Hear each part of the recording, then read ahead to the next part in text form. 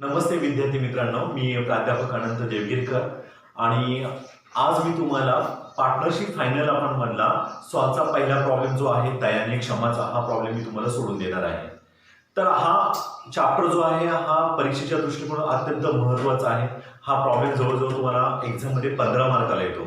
आणि partnership final account म्हणजे काय की याच्यामध्ये दोनपेक्षा अधिक पार्टनर एकत्र आल्यानंतर जो बिझनेस कॅरी करतात, चालू ठेवतात, तर त्याला आपण पार्टनरशिप म्हणतो. आणि या पार्टनरशिपमध्ये जर विचार केला तर येणारा जो प्रॉफिट आहे हा प्रॉफिट त्यांच्या रेशो प्रमाणे आपण पार्टनरला डिव्हायडेशन करतो. 11th स्टँडर्ड मध्ये आपण पाहिलं तर 11th स्टँडर्ड मध्ये एकच प्रोप्रायटर होता, एकच ओनर होता, एकच मालक होता.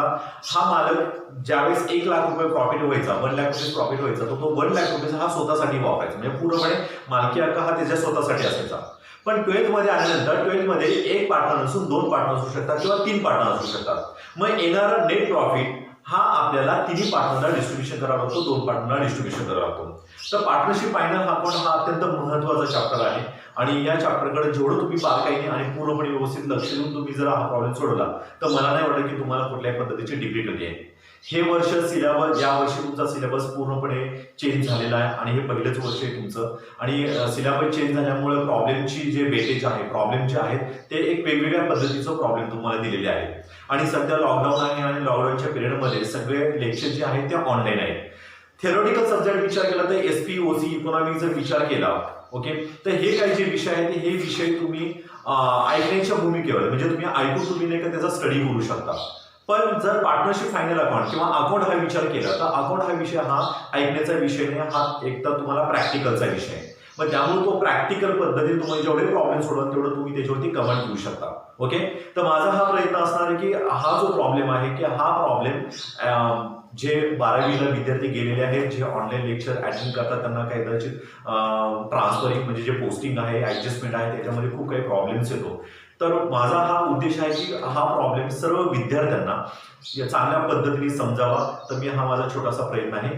तर मी आज तुम्हाला पार्टनरशिप फायनल अकाउंट मध्ये सॉल्वचा जो प्रॉब्लेम आहे तो सॉल्वचा मी पहिला प्रॉब्लेम मी आज तुम्हाला शिकवणार आहे. ओके, तर हा प्रॉब्लेम सोडत असताना पहिल्यांदा बघायचं की पहिल्यांदा प्रॉब्लेम रीड करून घ्यायचा आहे. ओके, रीड करून नंतर आपल्याला ऍडजस्टमेंट करायचं आहे, त्याचं फॉर्मॅटिंग तुम्हाला करायचं वहीमध्ये, वहीच्या बरोबर समोरासमोर तुमचं फॉर्मॅटिंग झालं पाहिजे. फॉर्मॅटिंग मध्ये आपण काय काय करतो मी तुम्हाला ते सांगतो. पहिला आहे आपलं ट्रेडिंग अकाउंट. ओके, ट्रेडिंग त्याला व्यापारी खाते म्हणतो. त्यानंतर आहे प्रॉफिट अँड लॉस अकाउंट, त्याला आपण नफा तोटा पत्रक म्हणतो. आणि नंतर आहे बॅलन्स शीट, ह्या बॅलन्स शीटला आपण म्हणतो ताळेबंद म्हणतो. ओके, तर या पद्धतीचं आपलं फॉर्मॅटिंग मी तयार करून घेतलेलं आहे. आता आपण डायरेक्टली प्रॉब्लेम सोडवायला सुरुवात करूया. पहिल्यांदा प्रॉब्लेम तुम्हाला ट्रेडिंग अकाउंट दिलेलं आहे. 2019चं आपलं इयर जे आहे 2018 टू 19 म्हणजे 1 एप्रिल 2018 टू 31 मार्च 2019 असं तुमचं इयर आहे. तर आता काय करायचं की या वर्षामधलं जे ट्रेडिंग ट्राय बॅलन्स दिलेलं आहे तुम्हाला, हा ट्राय बॅलन्स पूर्णपणे डेबिटची बाजू, क्रेडिटची बाजू आणि ऍडजस्टमेंट हे पूर्णपणे रीड करून घ्यायचं आहे. आणि रीड केल्यानंतर जे तुम्हाला ट्रेडिंग अकाउंटला काही आयटम्स दिलेले आहेत, ट्राय बॅलन्स मध्ये जे आयटम दिलेले आहेत त्याला तुम्ही स्टार मार्किंग करून घ्यायचं. ओके, आता हे रीड केलेलं असेल अशी मी अपेक्षा करतो. आपण डायरेक्ट प्रॉब्लेमला सोडवायला सुरुवात करूया. स्टार मार्किंग कशाला करायचं ते बघून घ्या. मी सांगतो, तुमचं आणि माझं कन्फर्म करून घ्या. तर स्टार मार्किंग जे करायचं तुम्हाला बिल्स रिसिवेबलला करायचंय. डेबिट साईडला बघायचंय, ट्राय बॅलन्सच्या डेबिट साईडला बिल्स रिसिवेबल सेकंड नंबरला आहे. बिल्स रिसिवेबल, त्यानंतर त्याच्याच खाली दिले तुम्हाला सड्डी डेटर्स दिलेले आहेत, त्यानंतर मशिनरी दिलेले आहे, डिस्काउंट दिलेला आहे, 10% इन्व्हेस्टमेंट दिलेली आहे, ऍडव्हर्टाइजमेंट दिलेली आहे. आता ऍक्च्युअली जर तुम्ही ऍडजस्टमेंट वाचल्या तर त्याच्यामध्ये तुम्हाला दिसेल की 10% इन्व्हेस्टमेंट, त्यानंतर ऍडव्हर्टाइजमेंट हे काय त्याच्यामध्ये खाली उल्लेख केलेला नाही.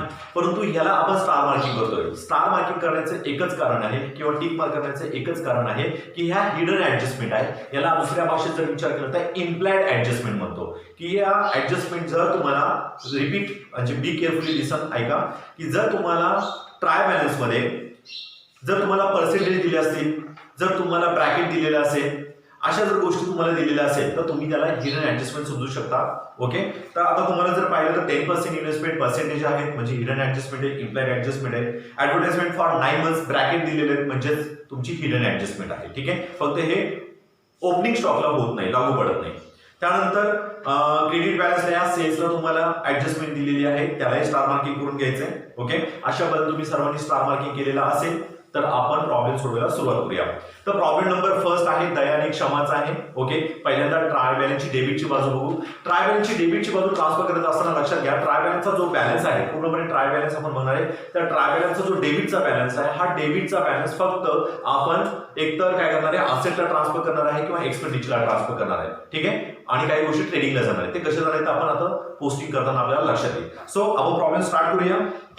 प्रॉब्लेम स्टार्ट करत असताना पहिल्यांदा दिसतंय तुम्हाला स्टॉक दिसतो. This is your opening stock. Opening stock तुम्हाला माहिती आहे ट्रेडिंग अकाउंटच्या आपण डेबिटला मेन्शन करतो. ट्रेडिंग अकाउंटच्या डेबिटला मेन्शन करा to opening stock.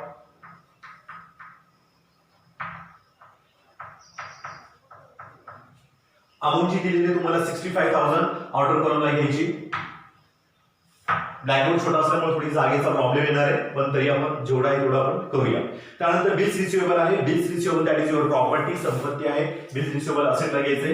Bills receivable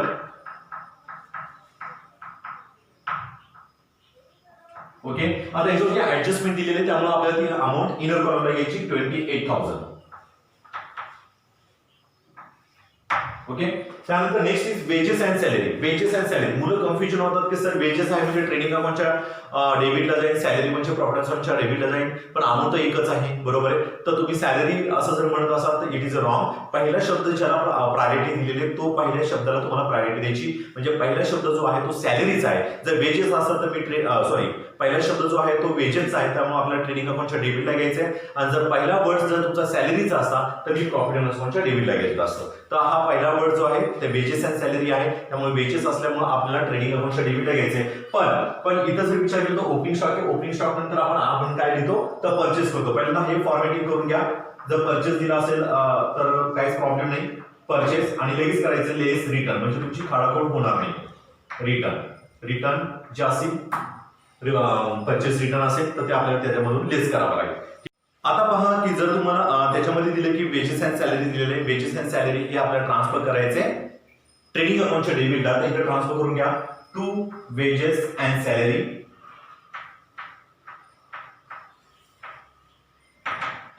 wedges and salaries amount is 9,000 तुम्हाला दिलेले आहे आणि ऍडजस्टमेंट नाहीये त्यामुळे ऑर्डर कॉलमला घ्या 9,000. त्यानंतर नेक्स्ट आहे तुम्हाला दिलेलं आहे सन्ड्री डेटर्स. सन्ड्री डेटर्स तुम्ही बॅलन्स शीटच्या असेट साइडला मेन्शन करता. सन्ड्री डेटर्स इथे लिहायचं असेटला सन्ड्री डेटर्स. ओके, आता याच्यावरती खूप काही ऍडजस्टमेंट दिलेले आहेत त्यामुळे जागा खूप जास्त सोडा. एक 5-7-8 लाईनी तरी सोडून द्या म्हणजे तुम्हाला खाडाखोड होणार नाही, क्लिअर होऊन जाईल. 1,32,500 1,32,500. ओके, त्यानंतर नेक्स्ट तुम्हाला दिले बॅड डेट्स दिलेले आहेत. बॅड डेट्स दिलेले आहेत म्हणजे याचा अर्थ तुम्हाला फॉर्मॅट करावं लागणार आहे, बरोबर आहे. फॉर्मॅट आपल्याला तुम्हाला माहितच असेल की बॅड डेट्स आणि आरडीडी या दोन गोष्टी खूप महत्त्वाच्या आहेत आणि ह्याच्यामध्ये मुलं खूप कन्फ्युजन होतात. पण is a bad debts. Bad debts म्हणजे समोरची व्यक्ती किंवा समोरचा जो पर्सन आहे तो आपल्याला 100% पैसे देत नाही. आपण आपल्या मनाला ठाम होतोय तो पैसे देऊ शकत नाही. ज्यावेळेस आपण हे ठामपणे बोलतो त्याला आपण म्हणतो बॅड डेट्स. आणि आरडीडी म्हणजे काय, रिझर्व्ह फॉर डाउटफुल डेट्स. म्हणजे मला त्याच्यावरती डाऊट येतो की तू पैसे देऊ शकतो किंवा देऊ पण शकत नाही, म्हणजे त्याच्यावरती ठाम मत नसतं, 50-50% असतं, तर त्याला आपण म्हणतो आरडीडी. ओके, त्याचा फॉर्मॅट तुमच्याकडे असेलच. तो फॉर्मॅट आपल्याला इथं लिहिणं खूप गरजेचं आहे म्हणजे जेणेकरून तुमचं कन्फ्युजन होणार नाही. काही जरी झालं तर तुम्ही तो फॉर्मॅट तुम्हाला प्रॉफिट अँड लॉसच्या डेबिटला मेन्शन करायचा आहे. मग फॉर्मॅट काय आहे तर फॉर्मॅट आहे पहिल्यांदा आहे बॅड डेट्स. मी तर माझी प्रॉफिट अँड लॉसची डेबिटची बाजू इथे लिहितो मी टू बॅड डेट्स. हे बॅड डेट्स कोणते आपले ओल्ड आहे. त्यानंतर ऍड करतो आपण न्यू बॅड डेट्स.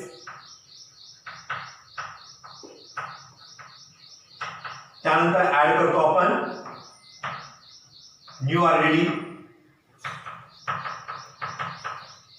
आणि येणाऱ्या अमाऊंट मधून आपण लेस ओल्ड आरडीडी मायनस करतो. ठीक आहे, तर या पद्धतीचा आपला बॅड डेट्स आणि आरडीडीचा फॉर्मॅट आहे आणि तो फॉर्मॅट मी तुम्हाला इथे मेन्शन करून दिलेला आहे. Bad debts, old bad debts, new bad debts, new R D D, less old R D D. ठीक आहे, तर आता जर ट्राय बॅलन्स मध्ये जर बघितलं तर ट्राय बॅलन्स मध्ये बॅड डेट्स दिलेत 1,000. ट्राय बॅलन्स मध्ये दिलेल्या सर्व गोष्टी बॅड डेट्स आरडीडी ह्या ओल्ड आहेत आणि ऍडजस्टमेंट मध्ये दिलेल्या बॅड डेट्स आरडीडी ह्या न्यू आहेत. म्हणजे आता हे जे 1,000 आहेत हे काय आहेत, ओल्ड आहेत. मग ओल्ड बॅड डेट्स, बॅड डेट्सची तुम्हाला अमाऊंट दिली 1,000 तर ओल्ड बॅड डेट्स आहेत तर ओल्ड बॅड डेट्स मध्ये अमाऊंट द्या 1,000. त्यानंतर परचेस आहेत, परचेसचे अमाऊंट आहे 1,48,000 ऑलरेडी परचेस मेन्शन केले, मेन्शन करा 1,48,000. ओके, ज्यावेळेस रिटर्न असेल त्यावेळेस आपण मायनस करणार आहोत. त्यानंतर आहे मोटार कार, असेट आहे, असेट आहे, प्रॉपर्टी आहे. तर प्रॉपर्टी आपण इथे लिहू, काय भरपूर जागा सोडवावं लागेल संडे डेटर्सला. Motor car amount is 68,000, adjustment नाहीये त्यामुळे आउटरला लिहा 68,000. ओके, नेक्स्ट इज मशिनरी, असेटला मेन्शन करायचं मशिनरी. मशिनरी ऍडजस्टमेंट दिलेली आहे त्यामुळे इनरला घ्या 1,14,800. ऍडजस्टमेंट दिलेली आहे त्यामुळे आपल्याला इनरला मेन्शन करायचंय. Audit fee that is your expenditure, एक्सपेंडिचरला मेन्शन करा audit fee.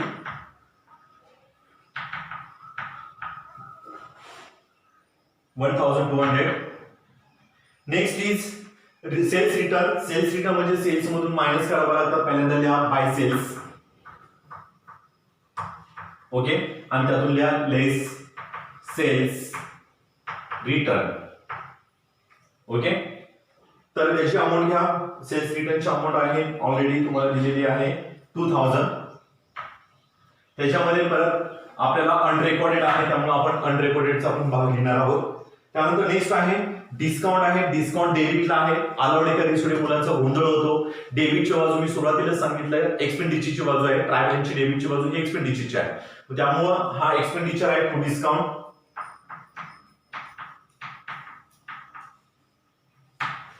Discount amount is 2,300, adjustment नाहीये, आउटरला घ्या. त्यानंतर नेक्स्ट आहे बिल्डिंग, प्रॉपर्टी आहे, असेटमध्ये ट्रान्सफर करायचं बिल्डिंग. अमाऊंट इज 75,000, इनरला मेन्शन करायचे कारण की ऍडजस्टमेंट दिलेली आहे. त्यानंतर नेक्स्ट आहे कॅश ॲट बँक. तुमच्याकडे पैसे शिल्लक आहेत, बँकेमध्ये पैसे आहेत त्यामुळे असेटला द्यायचे कॅश ॲट बँक. बँकेत पैसा आहे असं धरूया आपण, लक्षात घेऊया 12,000. Next is 10% investment. 10% इन्व्हेस्टमेंट गुंतवणूक आहे तुमची, ती पण तुम्हाला असेटला द्यायचे 10% इन्व्हेस्टमेंट. पण लक्षात घ्या की याची अमाऊंट लिहित असताना इनर कॉलमला घेणार आहोत कारण की that is a hidden adjustment. Okay, next is advertisement for 9 months. Advertisement that is your expenditure.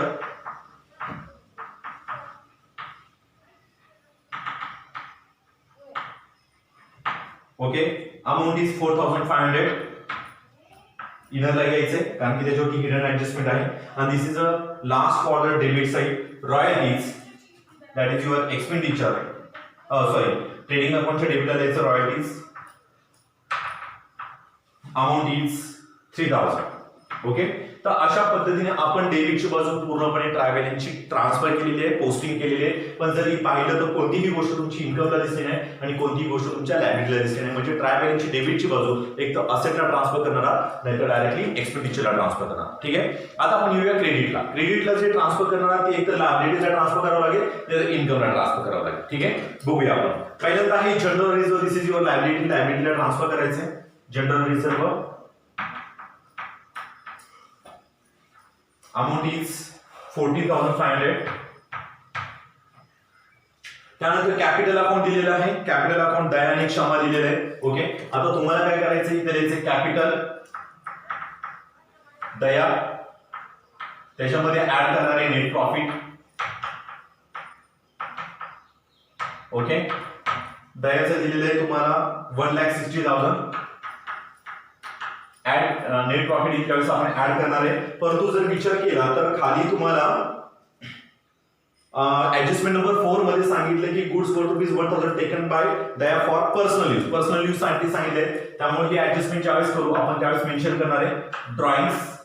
तर ड्रॉइंग्स म्हणणार आहे आपण टेकन वर पर्सनल यूज साठी घेतलेले अमाऊंट आहे त्याची 1,000. ती इथे मेन्शन करूया ड्रॉइंगची.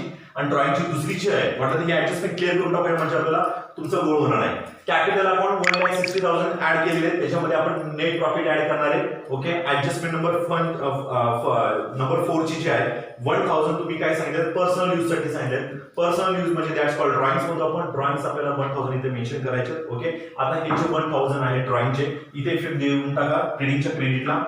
Bye goods taken for proprietor दया, अमाऊंट इज 1000. ओके, म्हणजे ही ऍडजस्टमेंट क्लिअर झाली. त्याचप्रमाणे आपली दया झाल्यानंतर आपल्याला क्षमाचं पण कॅपिटल लिहावं लागणार आहे. आता आपल्याला असं लिहावं लागेल कॅपिटल क्षमा,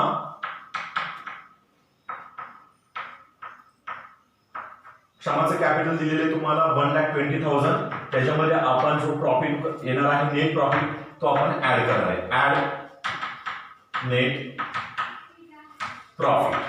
ओके, नेक्स्ट दिसते तुम्हाला creditors, that is your liability side. Creditors write on liability side, amount is 98,000. Next is RDD दिलेली तुम्हाला. आरडीडी तुमची ओल्ड दिलेली आहे, बरोबर आहे. आता ही जी आरडीडी दिली तुम्हाला ही ओल्ड असल्यामुळं आपल्याला काय करावं लागणार आहे, आपण जो फॉर्मॅट लिहिलेला आहे त्या फॉर्मॅट मध्ये तुम्हाला लिहावं लागेल आरडीडी. आरडीडी बघा दिसते तुम्हाला ओल्ड आरडीडी किती दिली आहे तुम्हाला बघा. RDD that is 1,800. Old RDD 1,800. Okay, आता असं नका समजू की डेबिटची बाजू क्रेडिटची बाजू म्हणजे इथं लिहायला लागेल. इथं लिहिलं तरी चालेल, इथून तुम्ही ट्रान्सफर केलं तरी चालेल, परंतु आपण फॉर्मॅट केलं त्या फॉर्मॅट मध्ये गेलं तर तुम्हाला सोपं पडेल, इझी पडून जाईल. त्यानंतर नेक्स्ट आहे रॉयल्टी. आरडीडी झाल्यानंतर सेल्स आहे. सेल्स बघा 2,85,500 आहे. 2,85,500 आहे. ठीक आहे, म्हणजे टोटल सेल्स दिला त्यातून रिटर्न आपण मायनस करणार आहे, त्याची अमाऊंट येणार आहे 2,83,500. ओके, आता अजून याच्यामध्ये काय दिले बघा ते गोष्ट की ज्याच्यामध्ये अनरेकॉर्डेड सांगितलेले आहेत, बरोबर आहे. ऍडजस्टमेंट नंबर बघा, adjustment number 6. Goods of ₹6,000 were sold but no entry was made in the books of account. म्हणजे की 6,000चा माल विकलेला आहे. ओके, परंतु त्याची जी एंट्री आहे ती एंट्री आपण केलेली नाही, म्हणजे अनरेकॉर्डेड आहे. तर अनरेकॉर्डेडची आपण एंट्री ज्यावेळेस ऍडजस्टमेंट आहे त्यावेळेस आपण करणार आहोत. ठीक आहे, त्यानंतर नेक्स्ट बघा आउटस्टँडिंग वेजेस आहे, लायबिलिटीला मेन्शन करायचं आहे. Outstanding wages amount is 700. Next is purchase return. Purchase return already आपण रिटर्न दिलेले आहे. This is a purchase return, amount 4,000 आहे, म्हणजेच 1,44,000. Okay, next is discount. Discount क्रेडिटला दिलाय, हा रिसिव्ड आहे. क्रेडिटला दिला म्हणजे रिसिव्ड आहे. एक लाईन सोडून लिहायचे बाय डिस्काउंट रिसिव्ड किंवा डिस्काउंट जरी लिहिला तरी चालेल. आणि अमाऊंट जी आहे ती 1,800 तुम्हाला मेन्शन करायचं. ठीक आहे, तर या पद्धतीने आपण पूर्णपणे ट्रान्सफर केलेले, पूर्णपणे पोस्टिंग केलेलं आहे.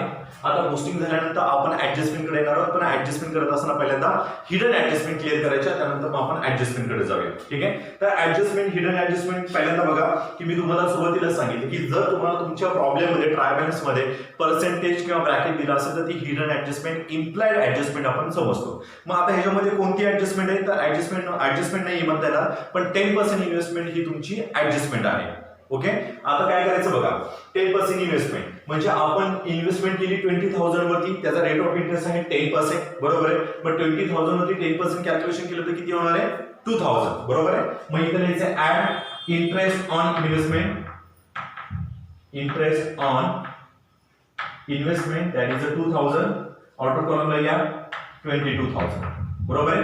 म्हणजे मी बँकेमध्ये एफडी केली समजा 20,000ची, मग त्याच्यावरती बँक मला व्याज देणार आहे, किती देणार 2,000. मग 20,000ची मला बँक किती देणार आहे 22,000. माझं इन्कम वाढलं, बरोबर आहे, माझी असेट वाढली. असेट वाढली तर आपल्याला ऍडजस्टमेंटचा दुसरा इफेक्ट द्यावा लागतो.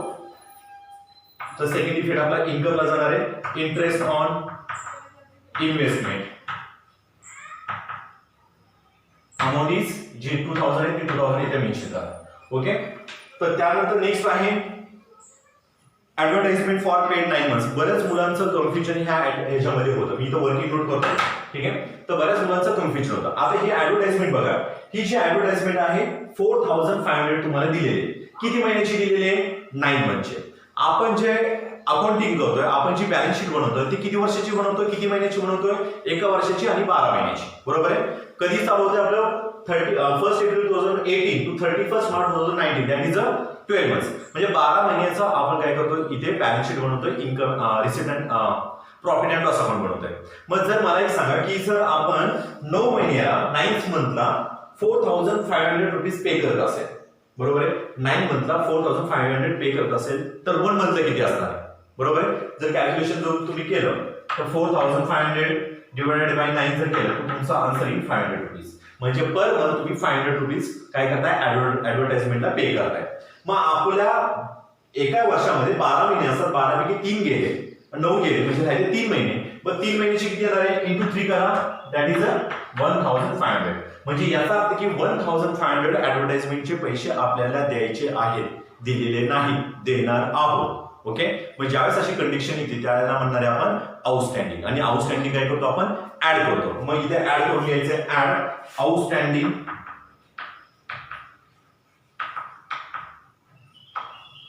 1500 टोटल 6000.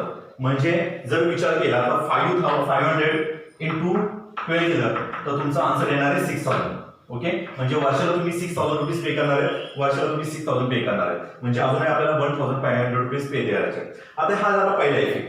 आपला खर्च वाढला, जिथं 4500 होते तिथं 6000 झाले, 1500 इन्क्रीज झाले. म्हणजे याचा अर्थ की दुसरा इफेक्ट तुम्हाला पुढे द्यायचा आहे, बॅलन्स शीटच्या लायबिलिटी साइडला द्यायचा. ठीक आहे. बॅलन्स शीटच्या लायबिलिटीला मेन्शन करा outstanding advertisement 1500.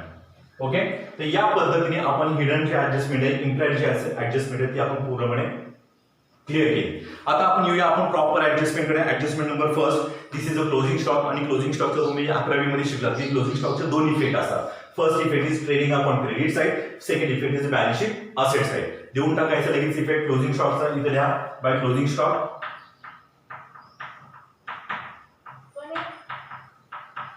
closing stock amount is 40,000, same as it is in the closing stock.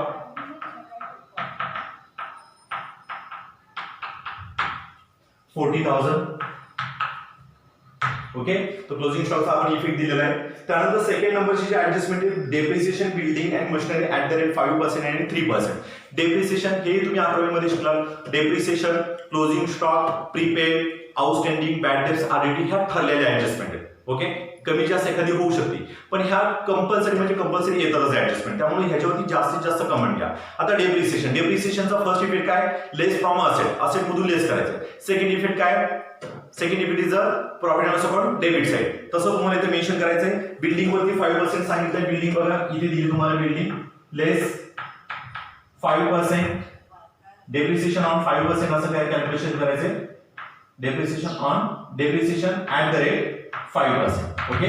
तर बिल्डिंगच्या अमाउंट आहे 75,000. 75,000 ते 5% कॅल्क्युलेशन करायचे. अमाउंट असणार आहे 3,750. मग आता काय करायचं की डेप्रिसिएशन जे आहे ते मायनस करा. 75,000 मधून 3,750 मायनस करा. अमाउंट असणार आहे 71,250. हे तुमची अमाउंट आली बिल्डिंगची. बिल्डिंगची व्हॅल्यू कमी झालेली आहे, डेप्रिसिएशन आहे. एखादी गाडी घेतली, गाडी 1 वर्ष वापरल्यानंतर त्याची व्हॅल्यू ऑटोमॅटिकली कमी होते. बरोबर. तसं डेप्रिसिएशनची व्हॅल्यू 5% कमी झाली. डेप्रिसिएशनचा सेकंड इफेक्ट जो आहे तो प्रॉफिट अँड लॉस अकाउंटच्या डेबिटला द्यायचा आहे. देऊन टाका टू डेप्रिसिएशन ऑन काय सांगितले, बिल्डिंग. बिल्डिंग वरती मेन्शन करायचं बिल्डिंग 3,705. आउटर लाईन दिलं तरी चालेल, इनर टोटल करून आउटर लाईन दिलं तरी चालेल. ओके. त्यानंतर नेक्स्ट आहे मशिनरीवरती 3% सांगितलंय. तर मशिनरीवरती 3% कॅल्क्युलेशन करा. मशिनरी बघा इथे दिले, लेस करायचं, less depreciation at the rate 3%. Okay. 1,14,800 वरती 3% डेप्रिसिएशन कॅल्क्युलेशन केल्यानंतर तुमची जी अमाऊंट आहे ती असणार आहे 3,444. हे तुमचं डेप्रिसिएशन आहे. मग हे डेप्रिसिएशन आपल्याला मायनस करायचंय. जसं आपण बिल्डिंगचे केलं त्या पद्धतीने आपल्याला मशिनरीचं पण मायनस करायचंय. मायनस केल्यानंतर अमाऊंट असणार आहे 1,11,356. आता ही झाली तुमची अमाऊंट. आता हे डेप्रिसिएशन जसं आपण बिल्डिंगचं घेतलं तसं आपल्याला इथे मशिनरीचं घ्यायचं. इथे द्यायचंय टू डेप्रिसिएशन ऑन मशिनरी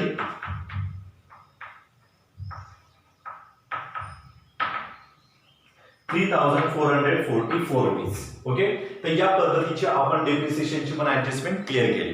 त्यानंतर नेक्स्ट बघा तर ऍडजस्टमेंट नंबर 3 दिले बघा. Bills receivable included dishonour bill of ₹3000. बरोबर आहे. 3000 बिल डिसऑनर सांगितले. आता काय करायचं बघा, म्हणजे याचा अर्थ हे जे बिल रिसिवेबल आहे 28,000चं बिलामार्फत आपल्याला पैसे मिळणार होते, त्यातले 3000 हे डिसऑनर झाले. डिसऑनर म्हणजे काय की आपल्याला पैसे मिळणारच नाही. बरोबर आहे. आपण जसं म्हणतो की चेक बाउन्स झाला, क्लिअर नाही झाला. ओके, तर त्याच पद्धतीने ह्याला आपण म्हणतो बिल रिसिवेबल म्हणजे डिसऑनर म्हणतो. ओके, डिसऑनर झालं म्हणजे आपल्याला 3000 त्यातले मिळणार नाही. म्हणजे यासाठी एक्झॅक्टली काय म्हणायला लागेल आपल्याला, त्याची अमाऊंट आपली काय झाली, कमी झाली. मग आता काय कमी झाली म्हणजे काय करावं लागेल, लेस करावं लागेल. लेस डिसऑनर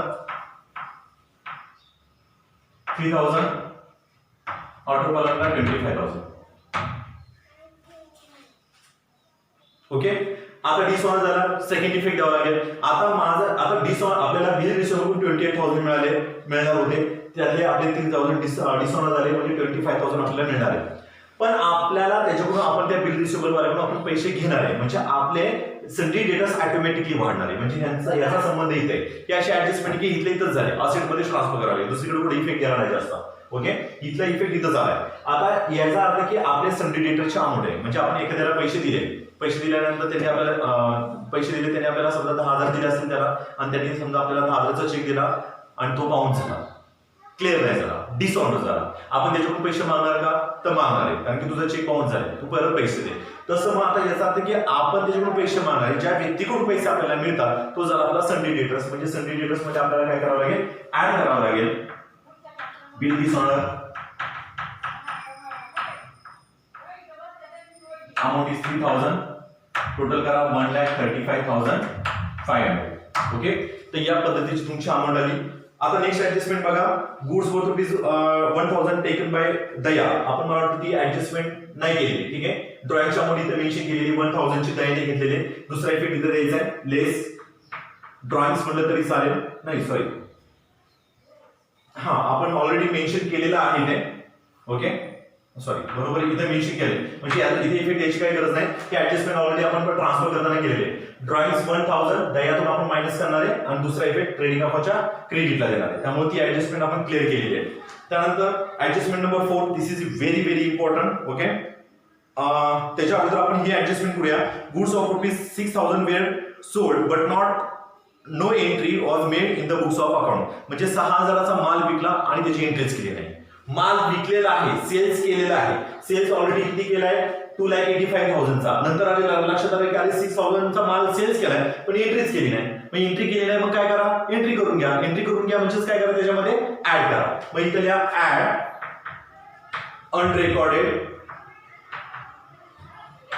अनरेकॉर्डेड किती अमाऊंट आहे, 6,000.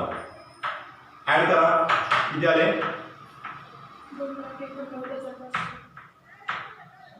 2,89,500. बरोबर आहे. म्हणजे आता सेल्स वाढ, बरोबर आहे. रेकॉर्ड एंट्री झालेली नव्हती, आपण एंट्री केली, त्याच्यामध्ये आपण ऍड केली. आता अनरेकॉर्डेड, आता सेल्स केलंय. सेल्स केलं म्हणजे आपण ज्या व्यक्तीला माल विकलाय तो आपल्याला पैसे देणार आहे. पैसे देणारा व्यक्ती म्हणजे कोण झाला, सन्ड्री डेटर्स. त्याच्यामध्ये पण ऍड करावं लागेल. ऍड करून घ्या, add unrecorded sales. Unrecorded sales amount is 6,000.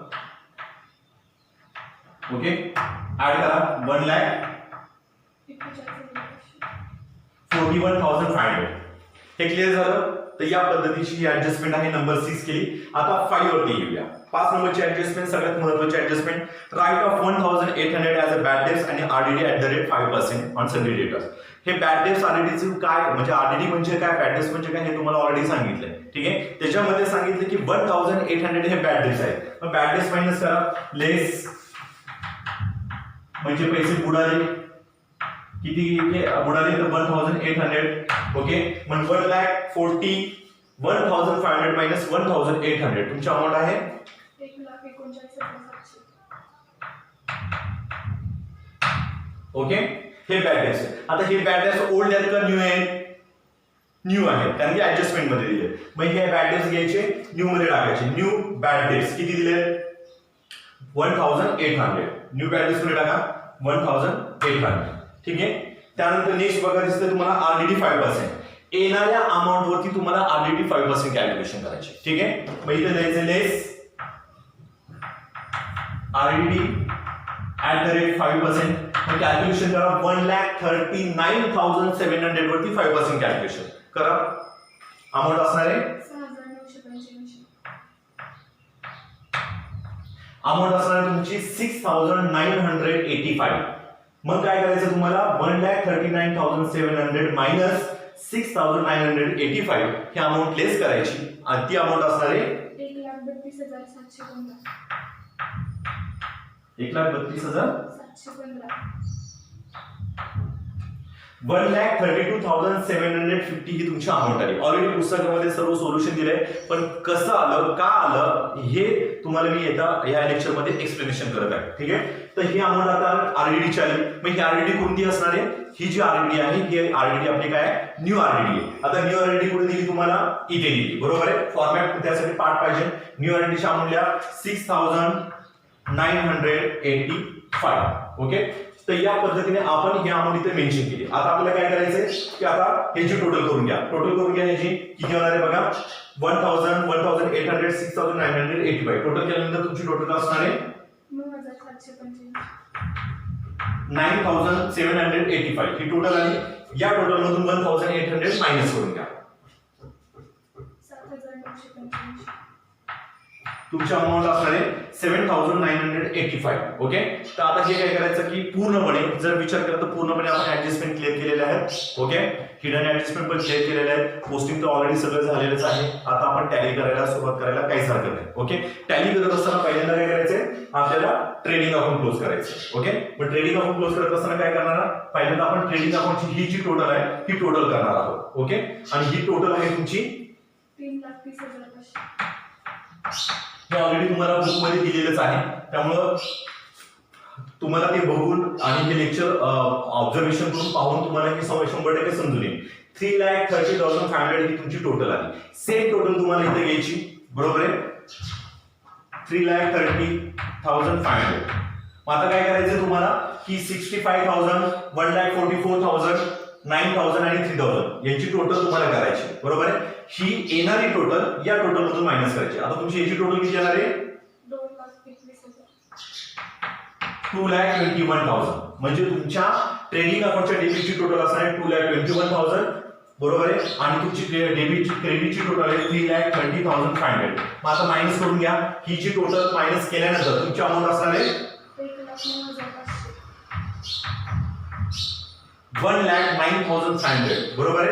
म्हणजे जर तुम्ही ऑब्झर्वेशन केलं तर ह्याची टोटल आणि ह्याची टोटल सेम येणार. ठीक आहे, मग आता ही जी अमाऊंट आलेली आहे तुमची ह्याला म्हणणार आहे आपण to gross profit carrying forward. Okay, म्हणजे कमी पडतो. ओके, तर हा तुमचा ग्रॉस प्रॉफिट आला आणि हा आपल्याला प्रॉफिट लॉस मध्ये ट्रान्सफर करतो. म्हणजे आपण जसं करणार इथे ट्रान्सफर करणार आहे. हा प्रॉफिट म्हणजे इथे घेणार.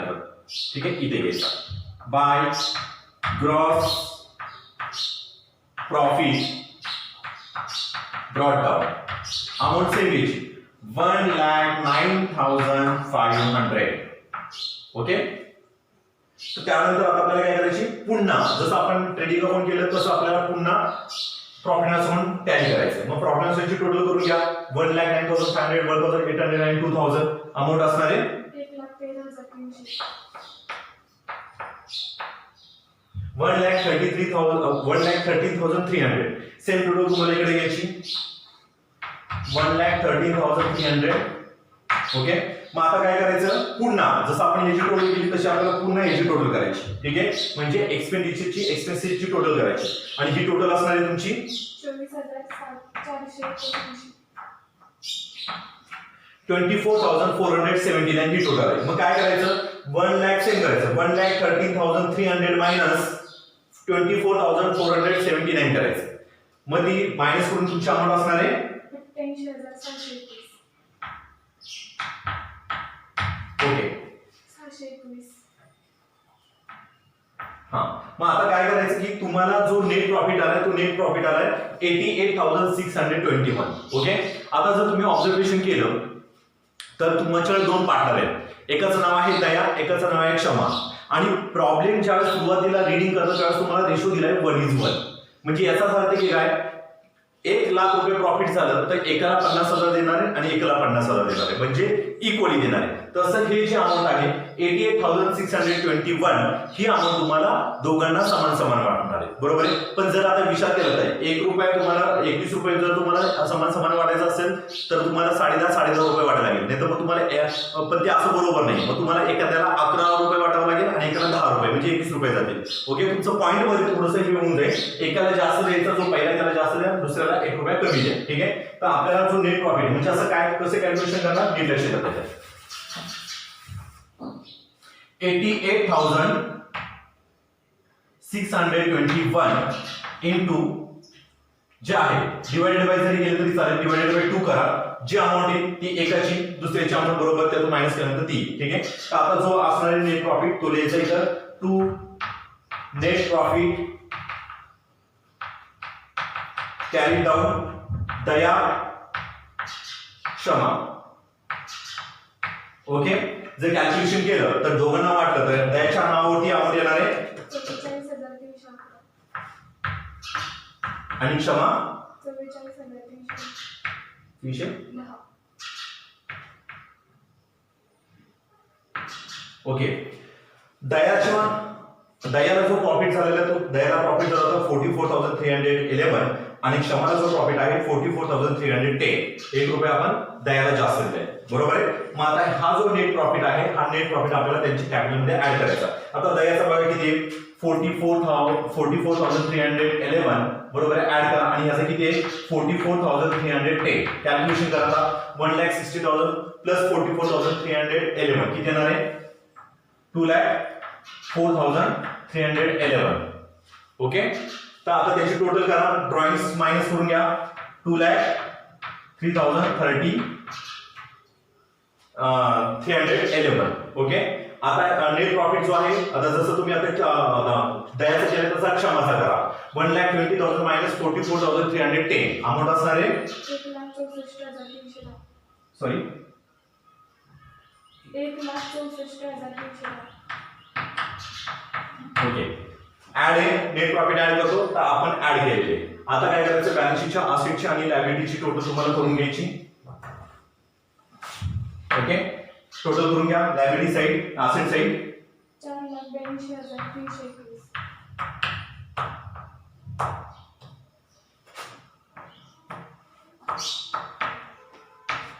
ओके, तर या पद्धतीने तुमचं बॅलन्स शीटची असेटची आणि लायबिलिटीची टोटल पूर्णपणे झालेली आहे. ओके, हा प्रॉब्लेम पुस्तकामध्ये सोल्युशन करून दिलेला आहे, पण बऱ्याच विद्यार्थ्यांना पोस्टिंग करता येत नाही, कुठे ट्रान्सफर करायचं त्याचा अर्थ माहिती नसतं, ऍडजस्टमेंट वरती कमांड नसते. तर माझा एक बेसिक प्रयत्न आहे की विद्यार्थ्यांना बेसिकली पोस्टिंग करता येईल, कारण पोस्टिंगला बोर्डामध्ये मार्क दिलेले देतात. ओके, एखादी ऍडजस्टमेंट राहिली तरी चालेल, पण पोस्टिंग करणं आणि बेसिक ऍडजस्टमेंट जसं मी तुम्हाला मगाशी सांगितले प्रीपेड आउटस्टँडिंग डेप्रिसिएशन RAD बॅडलेस हे ऍडजस्टमेंट तुम्हाला येणं खूप गरजेचं आहे. तर अशा पद्धतीने आपण फायनल आपणचा पहिला प्रॉब्लेम आपण दया आणि क्षमाचा बघितलेला आहे आणि मला असं वाटतं की तुम्हाला हा प्रॉब्लेम चांगल्या पद्धतीने समजलेला असेल. धन्यवाद.